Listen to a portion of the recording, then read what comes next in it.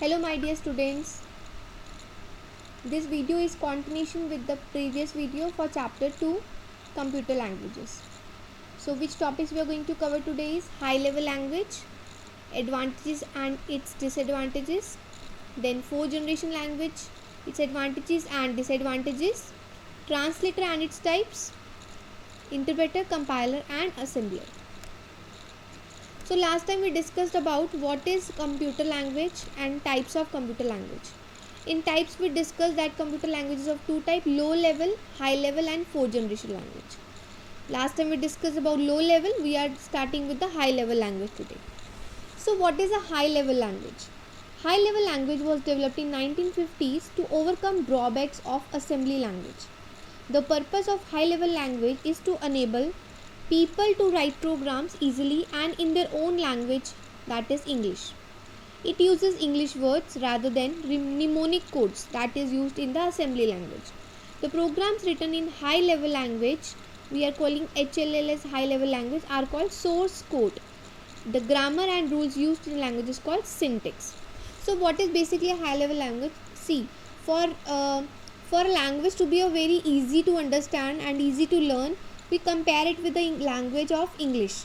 So when a high level language was developed, it was developed in English words, using English words rather than the mnemonic codes used in the assembly language.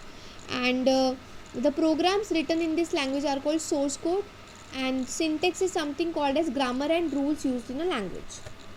What are the advantages? Of course, because it is written in English language, it is user friendly, it is similar to English, it is easier to learn, programmers requires less time to write programs, it is easier to maintain also, it is machine independent language. What is machine independent means? That you need not to depend on one machine to run the program of a particular language. For example, I have a program in high level language and it's working on my laptop.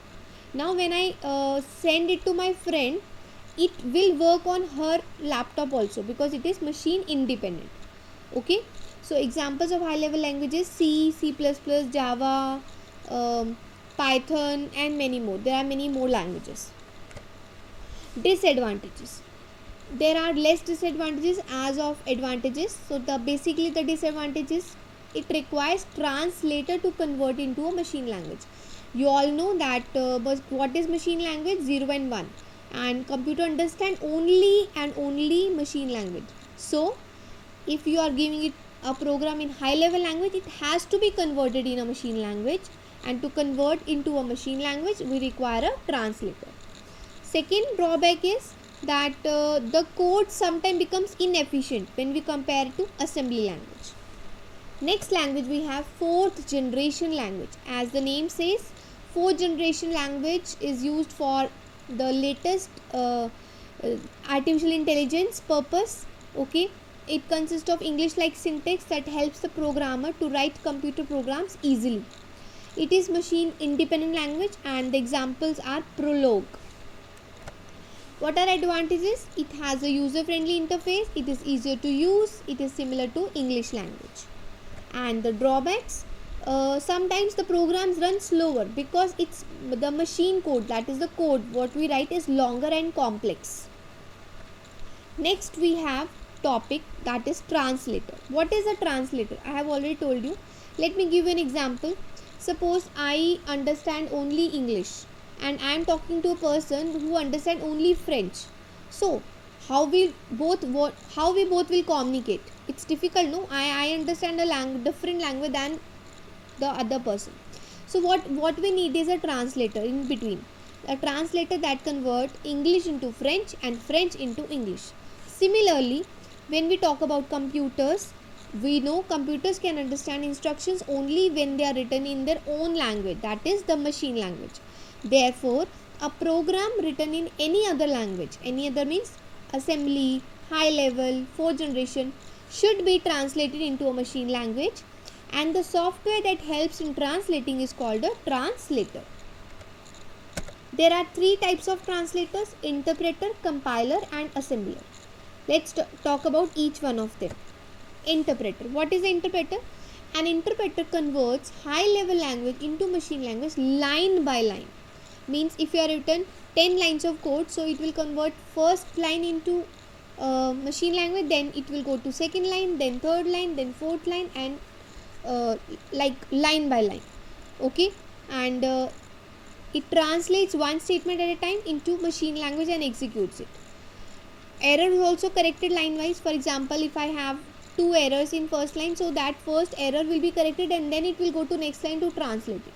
So these programs are quite slower in speed and it is time consuming also. Then we talk about compiler. Now what is the difference between compiler and interpreter is, a interpreter does line by line, but a compiler does it at once. So a compiler translates the high level program into machine language at once, at one time. Okay. In case of errors also are generated not not according to line, but at once with a different with a particular line number. Okay, suppose I have written 10 lines of code and I have 10 errors, so I will get the 10 errors at once. Now as these programs are quite faster than the interpreter program. Next we have assembler. Assembler, as the name implies, assembler converts program written assembly language into machine language. So it is basically used only for assembly language. Now if we talk about the difference between interpreter and compiler, so what could be the difference? Of course you can guess the difference, right? You understand the interpreter and compiler. So the first difference is very very basic. For interpreter does translation line by line, but in compiler it is translated at once. It is time consuming. In interpreter it is time consuming. In compiler it is less time consuming. In interpreter the execution speed is slow. In the compiler execution speed is fast.